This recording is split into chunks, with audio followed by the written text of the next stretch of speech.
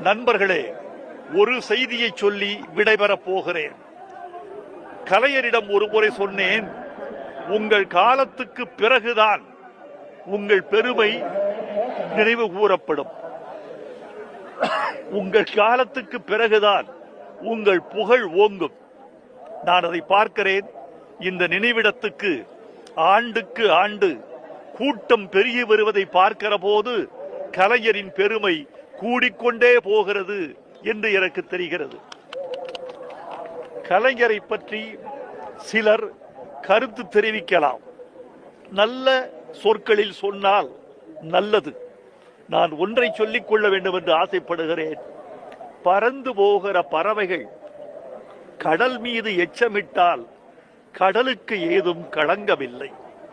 அதுபோல கலைஞரை பற்றிய விமர்சனங்களால் கலைஞரின் பெருமை குறையப் போவதில்லை.